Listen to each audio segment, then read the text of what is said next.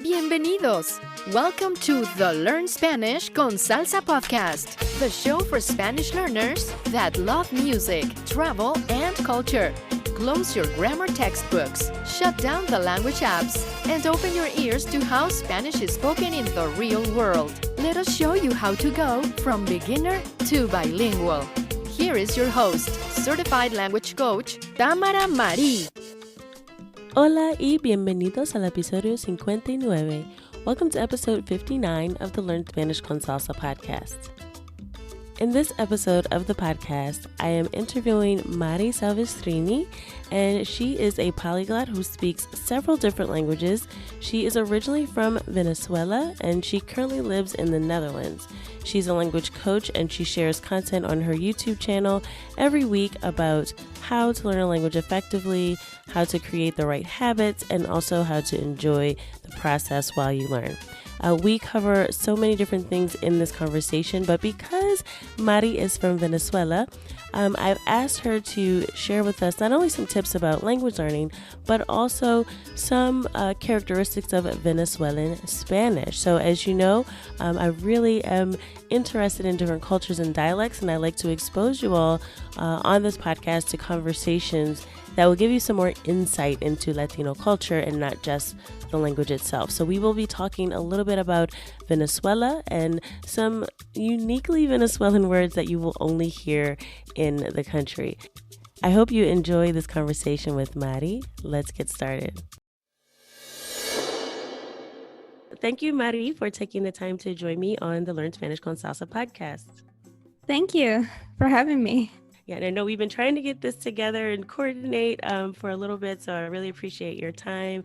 And I always like to have different people to just kind of share their language learning experience, because for some of my listeners who are thinking about, becoming fluent in Spanish, they're trying and they're not really there yet, it can be inspiring to hear from someone like you who's already learned different languages, and we'll talk about that in a second. So I really do appreciate you taking the time to come on.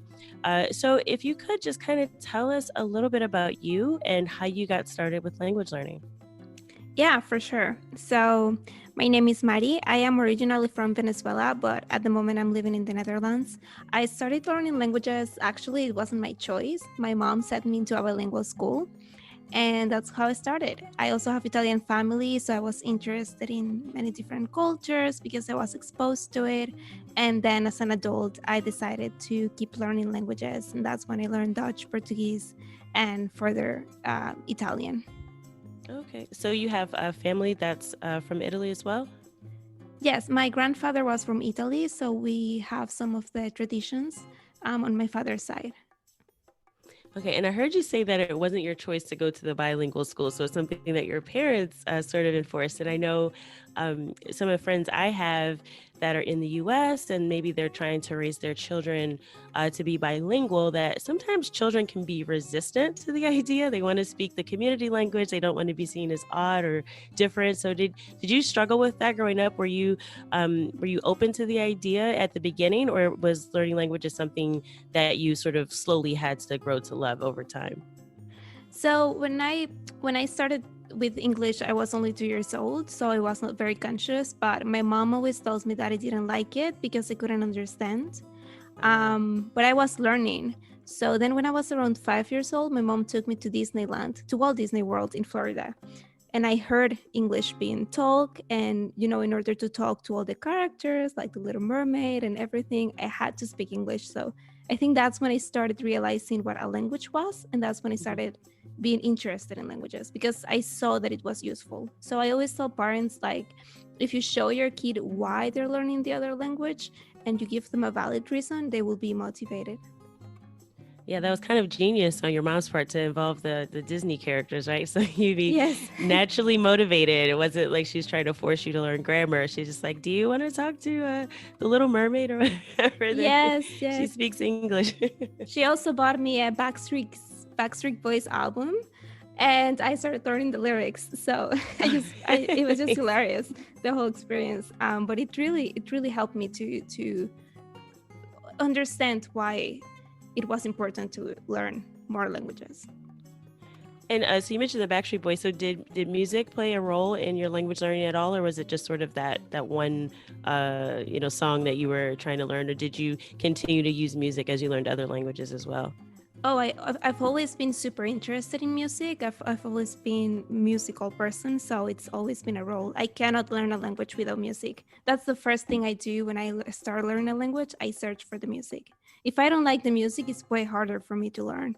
I'm super motivated by music. Wow, yeah, and it is funny too because that's been part of my experience and really how I got into learning Spanish. Was through salsa music and just kind of wanting to know what were people saying, and being involved in the dance community as well is something that really just pushed me naturally to learn because I wanted to know. So and when I started learning Portuguese, I did something similar because I love samba and I was really trying to learn the dance, which was hopeless for me. I can't dance samba at all.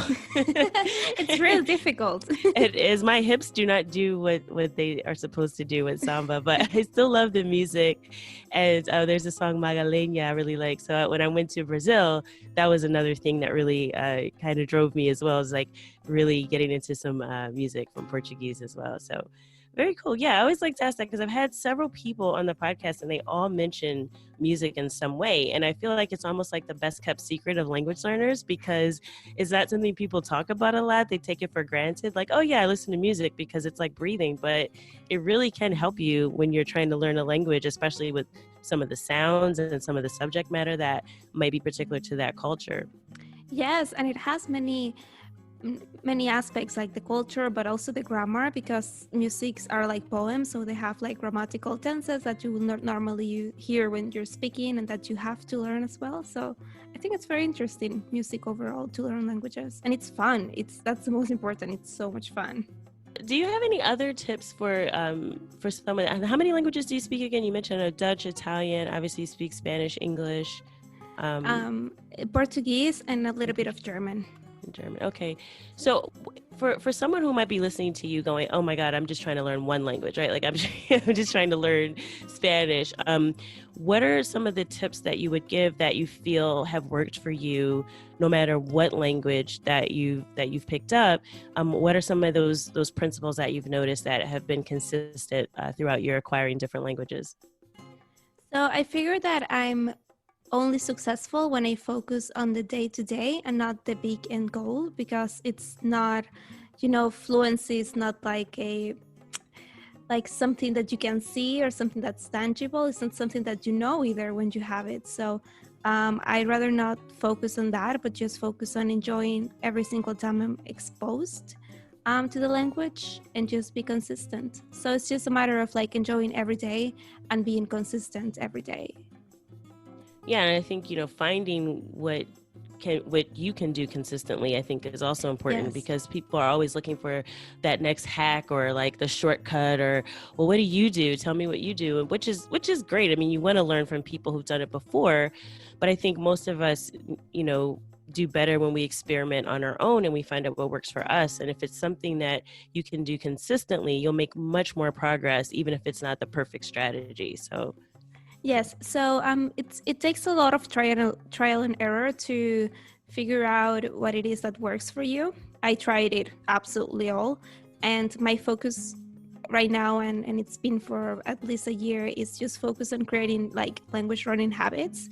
So what I will do is that I will make sure that every morning as I wake up, I read in a foreign language, or every time that I cook, I listen to music in foreign languages, and that like little exposure throughout the day helps me progress. And then I also try to speak as much as I can.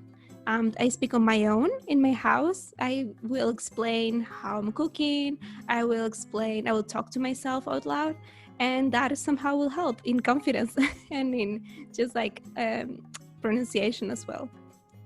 Yeah, I always say, like, if you haven't practiced on your own first, it can be really intimidating when you get in front of a native speaker of that language and you try to start talking for the first time.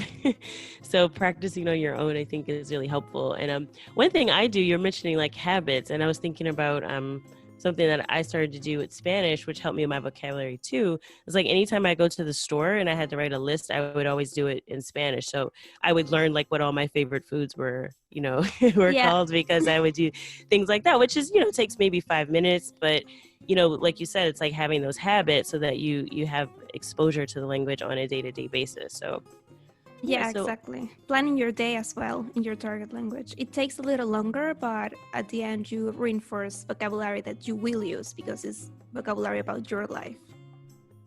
Right. And I think people discount that. Like I know I was in a forum earlier, as a Facebook forum on language learning, and someone was asking a question like, well, I'm going to have this language exchange coming up, and I don't know what to talk about. What are some topics that I could talk about? And someone responded like, well, talk about the weather. And they were like, but the weather's boring, and it's like, so the response is kind of back and forth. But she says, yeah, but the weather can be a springboard to so many other conversations. Like, do you like the summer? Do you like the spring? Do you think it's too cold? Like that can kind of start getting you going in a conversation. But most people kind of discount very, very basic things because it sounds boring. But it's actually very useful because most of our conversations aren't, very deep philosophical conversations. Yes. There's so many day-to-day things that we have to learn in another language that we take for granted that we can do in our native language. So I think it is a good idea to kind of get some of those day-to-day things down that we might, again, we'll discredit, but those things are very important when you're trying to express yourself and talk to people. Yeah, and if you have a plan or a dream to go one day to the country where the language is spoken, that's the things you're going to talk about. You're not going to meet a stranger and be like, talk about politics right away. Like it's not the case, or talk about any deep subject. You're going to talk about most likely the weather. Right. And what you ate and, what you visit. So I think that's very important vocabulary to have. And like you said, it becomes something else later. So. Exactly. And so, okay, so we're going to switch gears since you talked about visiting different countries to learn language. Now, I personally love to travel, but I do know that to become fluent in a language, you don't have to go to that place and live there necessarily. There's a lot you can do before you even travel to prepare yourself, whether you're thinking about, just taking a trip or relocating one day to a foreign country. There's so much work that you can do before you get there. And one thing I always tell people is that, especially with Spanish, because I think, and you can attest to this, Mari, that people think Spanish is Spanish and they kind of go, oh, it's sort of, Spanish is the same, unlike other languages that have these variations. Spanish is just Spanish wherever you go. But I found that not to be the case, right? For me, especially because the music I like is from the Caribbean, right? Like, so listening to someone from Cuba, Puerto Rico is very different than someone from Spain or from Mexico. So, I always tell people to focus on a country of origin, right? Like I always tell people, like, pick a type of Spanish you want to learn. Even if you want to pretend that you're a native speaker of Spanish, where would you want to be from, right? So I always go through, like, what are the differences between different dialects of Spanish, because I think that they're interesting and I think that can also be helpful. So since you're from Venezuela, I wanted to talk to you a little bit about what's different about the Spanish from your country, and sort of what are some of the differences, not only in like the accent, but also some of the words that you might hear in Venezuela that you don't hear anywhere else. It's very interesting, the differences. First of all, I constantly struggle speaking with other native speakers, like from Spain or other countries, because most of the times they don't understand me. And Venezuelan Spanish is very curious because it is in the Caribbean. So we, more to the north, we have a lot of Caribbean dialects and Caribbean like intonation. But like if you go to the south, it's completely something else.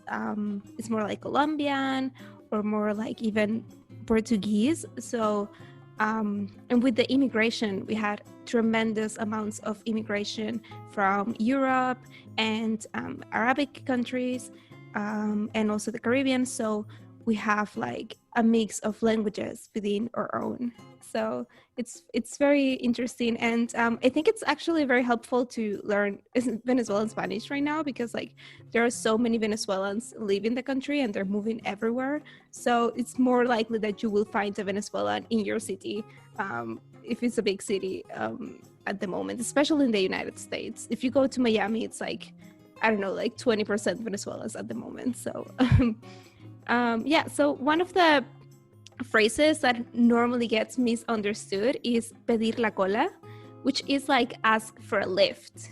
But cola also means like butt for other people.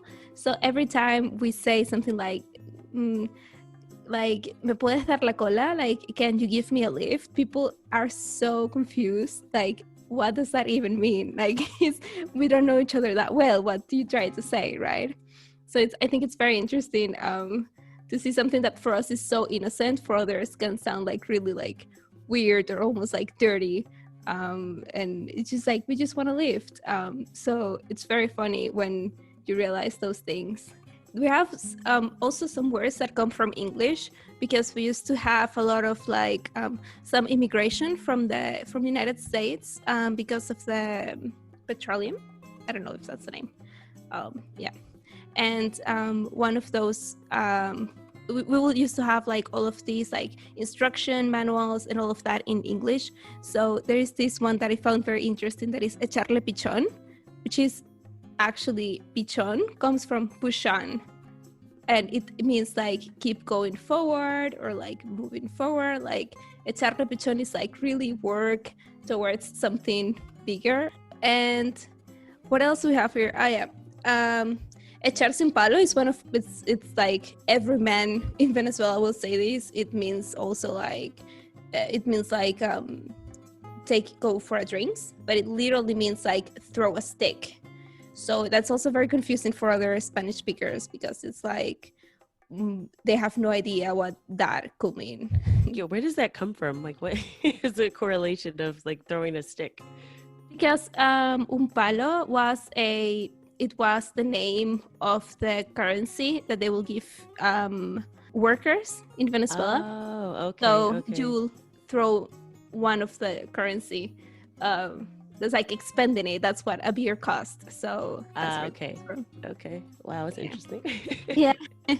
And one of my favorites, it's it's a little long, but it's like llegar a freír tequeños. So tequeños is a type of food. It's like a cheese covering dough. And when we say that is when someone comes super early. So you come too early to the party that you came to prepare this type of food. And this one's very common, actually. I say it a lot.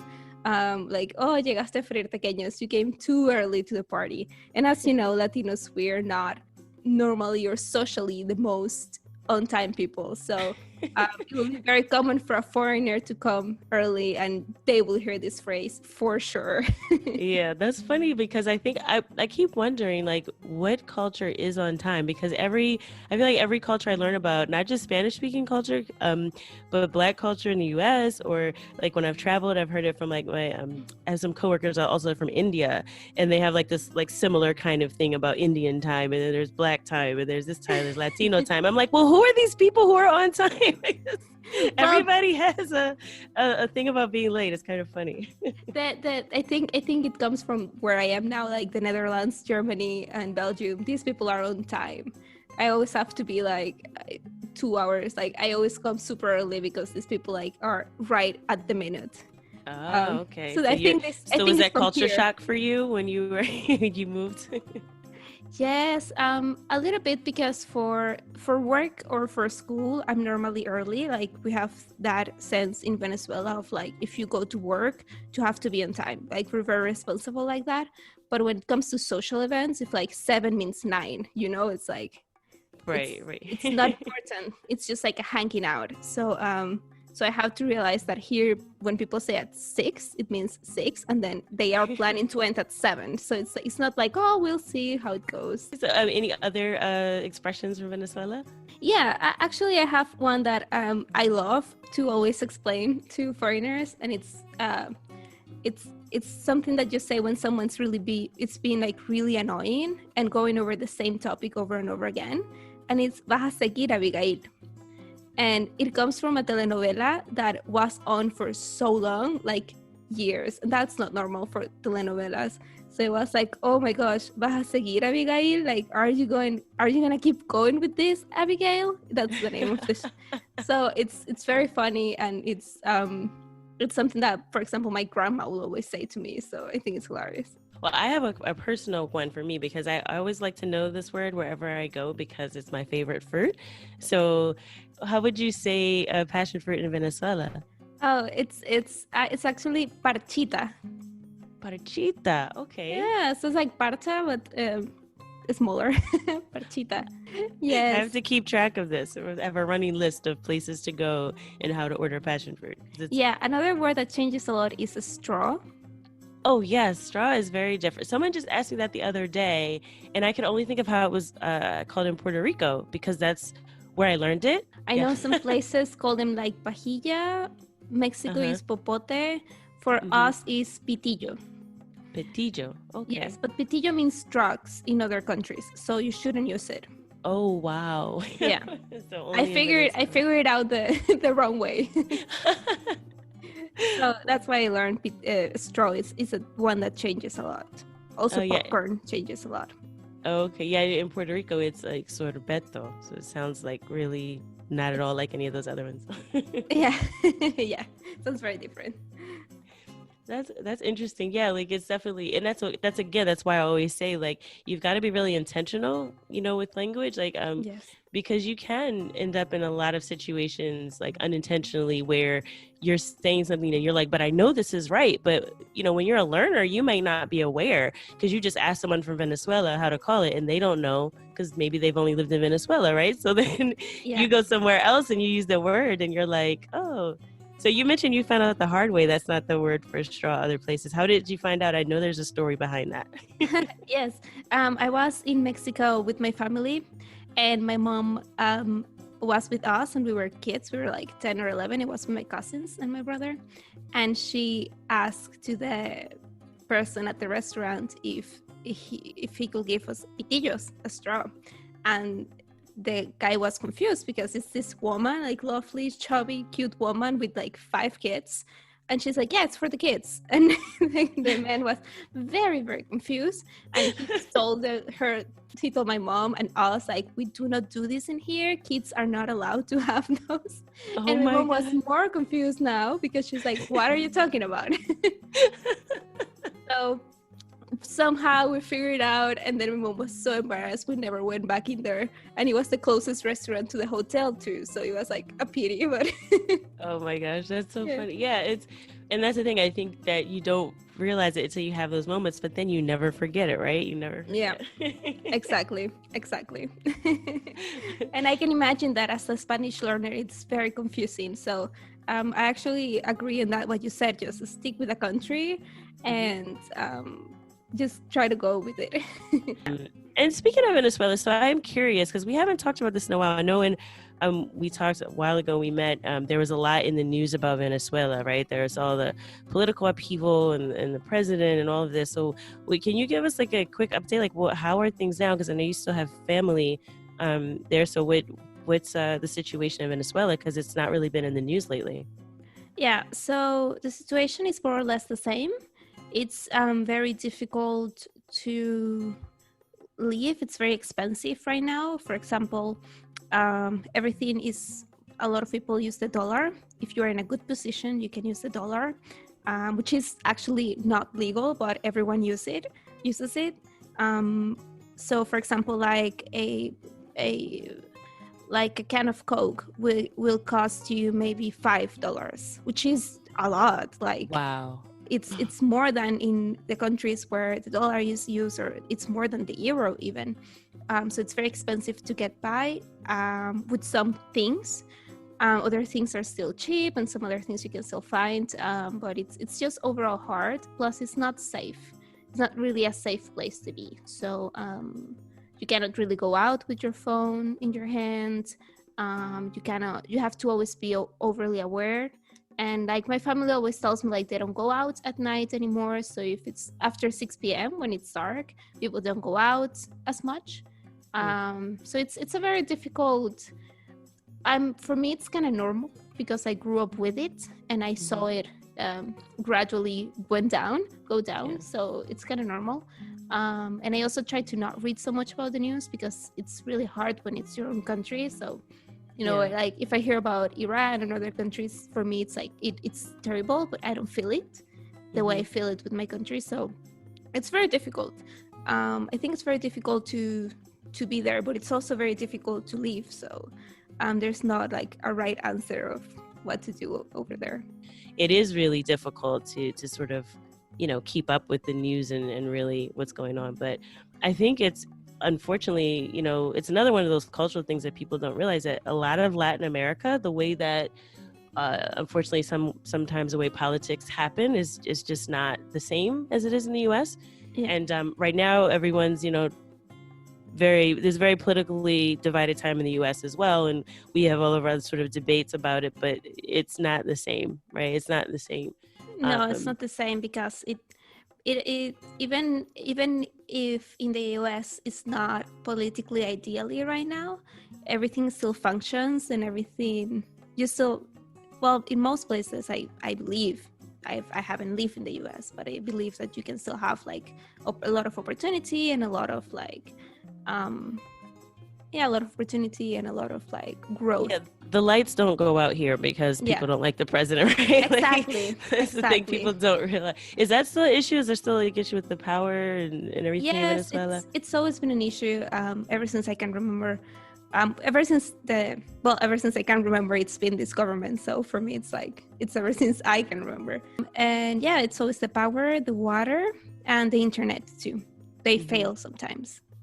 Also because there's no maintenance and there is not more investment into the equipment. So even if like if the whole world right now will have 5G, we wouldn't get it. At least not in the same quality, because there's not the infrastructure to provide it. So it's very old, everything that it's regarding technology in Venezuela.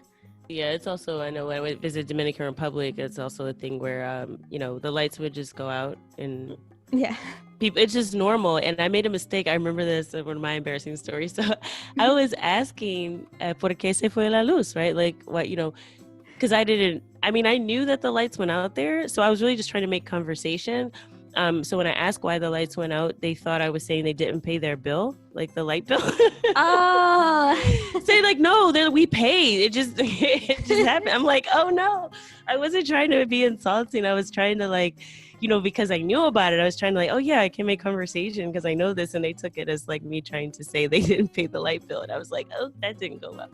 Yeah. And it also happens sometimes where there are a lot of political rise-ups and situations where just to piss people off, they will take the lights off. So quite something. Wow.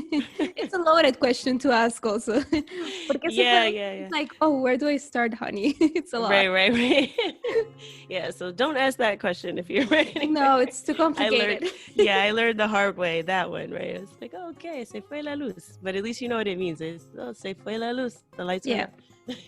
Yeah, people will spend a lot of stuff when yeah, definitely. Well, I don't want to end on a bad note then with that. I want to talk about some of the good things about being from Venezuela, or some of the things that make you proud to be from where you are, even despite some of the issues the country's been having lately. Yeah, so for me, it's Venezuela. It was a country that was had a lot of immigrant influence. We were welcoming where the rest of the world was during a war.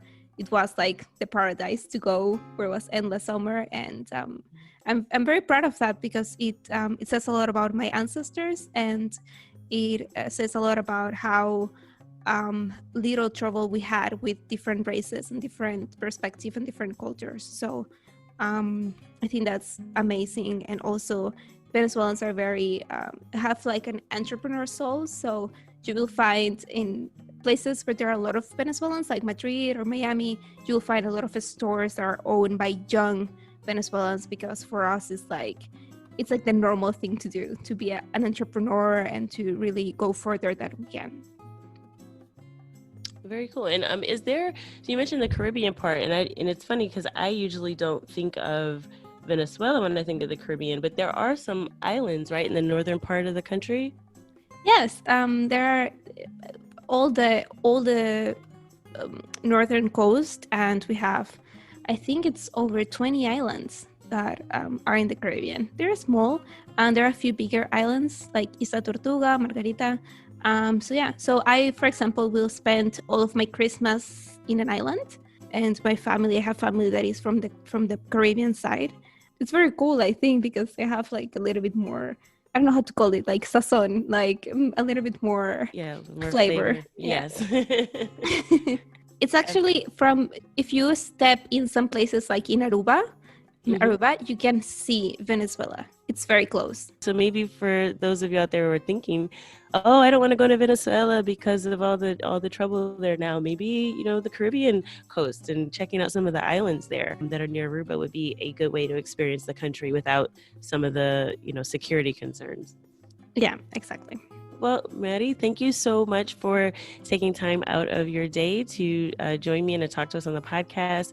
If folks want to get in touch with you, where can they find you on social media? Yeah, so you can find me on YouTube as Mari Polyglot. That's Mari Polyglot. And then you can find me also on Instagram, Twitter, and Facebook. I post every week on YouTube and then every day on my social media on how to learn languages effectively. And I also share my own journey learning all the languages that I've learned and that I'm learning at the moment. Yeah, and it's amazing because if you follow Mari on Instagram, you will know all the different ways she really does make language learning a part of her routine. I've been watching some of your stuff with Japanese and different languages. And so she's got some really great tips out there. So if you're looking for a little inspiration or some great ideas of ways to incorporate language learning into your daily schedule, definitely follow her on Instagram and check out her YouTube as well. A lot of very useful information. Thank you so much for having me. I hope that conversation with Mari Salvestrini has really inspired you to keep going as you are learning Spanish. And also, if you heard some of her stories, that making mistakes is a part of language learning. And I say that so much now that it's becoming cliche, but even a native Spanish speaker from Venezuela going to a different country has had some embarrassing moments with the language. So don't ever feel bad about getting something wrong, because that's how you learn, that's how we grow. Next week, we will be continuing with another interesting conversation, and we'll be talking about why it is that you may not necessarily have to relocate or even travel to become fluent in Spanish. So a lot of us think that if we hop on a plane or if we're just dropped off in a foreign country, that's the best case scenario for full immersion for us to become fluent. And while it can be an immersive experience, there's also a great argument for why this might actually not be the ideal way to learn a language to fluency. Okay, so we'll be talking about that next week. So as always, I hope that something you heard on the podcast will take you one step closer from being beginner to bilingual. Hasta la próxima. Thank you for listening to the Learn Spanish con Salsa podcast at learnspanishconsalsa.com.